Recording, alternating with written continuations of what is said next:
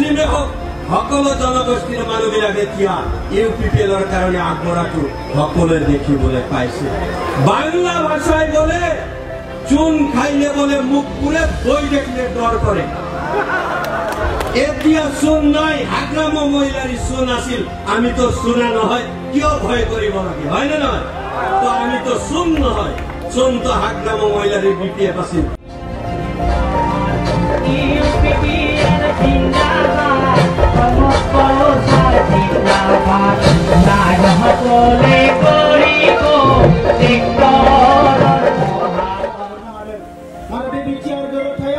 मोनसे जारिमिनारि गोरोबथा बे गोरोबथानि गेजेरजों DSC BTC-आव जों जेखौ मोनाखै BTR-आव जों बेखौ मोननो हाबाय। बे गोरोबथानि गेजेरजों बुहुमाव जोंनि माहारिया गेरेमसा हारि जानायनि फारसे आगानसे दावगालांबावनो हाबावबाय। आरो बेखौनो दिनै हाग्रामा महिलारि चन्दन ब्रह्म बिथांमोना उल्थां फाल्थां खोथा बुंनानै रायजो राजाफोरखौ गुबुंले गोरोन्थि लामाजों दैदेनलांनो नागिरदों। जोबोद दुखुनांथाव बाथ्रा।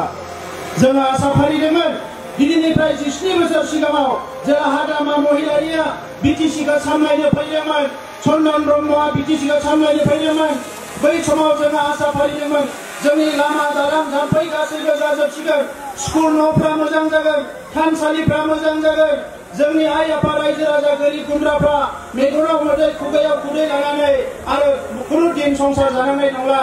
दिनै नुनो मोन्दों जोंनि सोरबा बिमा बुरैया थाइगिर थाइनै लानानै हाथाय बाजाराव जिरायनो गोनां जादों। बिमानि थाखाय जादों।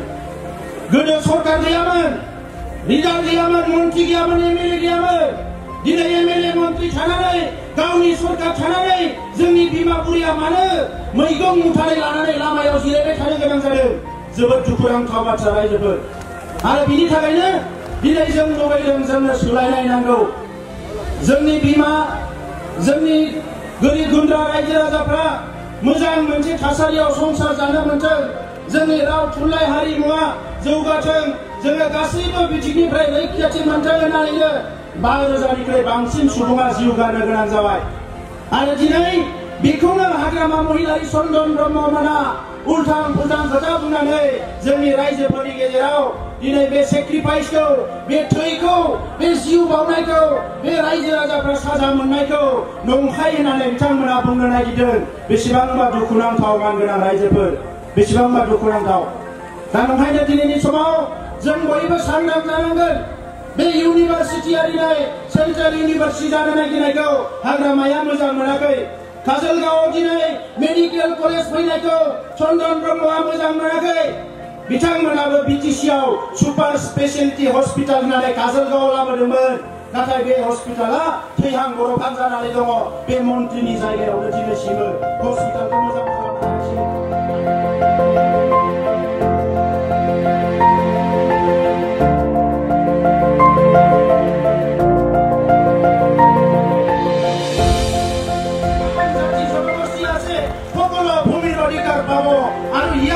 এটা নিরাপত্তাৰে জীৱন নিৰ্বাহ কৰিব পাৰিব। আজি আপোনালোকক আমি ইউপিপিএল দলৰ মূল লক্ষ্যটো জনাই দিছো। ইউপিপিএল দলৰ মূল লক্ষ্য হৈছে জাতি জনগোষ্ঠীৰ মাজত শান্তি সম্প্ৰীতি আনিব লাগিব। এইটো প্ৰথম লক্ষ্য। সকলো জাতি জনগোষ্ঠী মৰ্যাদা লৈ জীয়াই থাকিব পাৰিব লাগিব। সকলো ধৰ্মৰ মানুহ ইয়াতে নিজৰ নিজৰ সন্মান লৈ আত্মসন্মান মৰ্যাদা লৈ জীয়াই থাকিব পাৰিব লাগিব। আৰু এই কাম কৰিবলৈ আজি ইউপিপিএল আগবাঢ়ি আহিছে।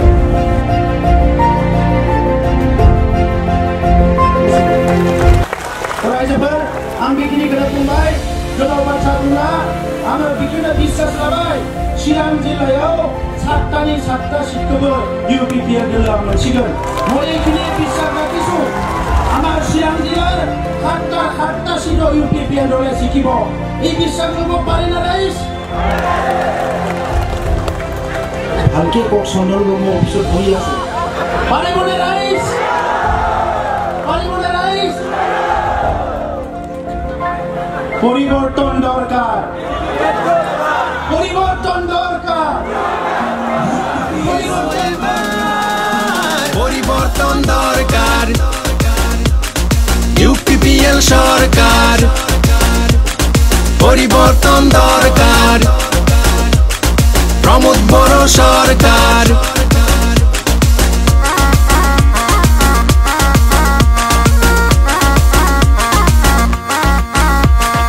উচ্চ নিচ থাকবে না, জনতা রাজ হবে সদা। শুনো শুনো আজ সবাই, দুর্নীতির তিনি নাশকতা। উন্নতির সুর চারদিকে বয়, এটি হবে প্রগতির জয়। মিলনের একটি গান জুড়ে, শান্তির শুভ্র পায়রা উড়িয়ে, ট্র্যাক্টর চলিল এইবার। পরিবর্তন দরকার, ইউপিপিএল সরকার। পরিবর্তন দরকার, প্রমোদ বড় সরকার।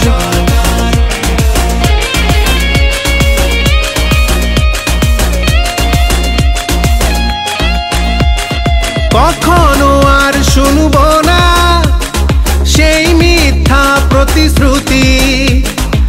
অহংকারীদের সবার পতন হবে যথারীতি। বদলে যাবে পুরানো আকাশ, নতুন আশা আর নব প্রকাশ।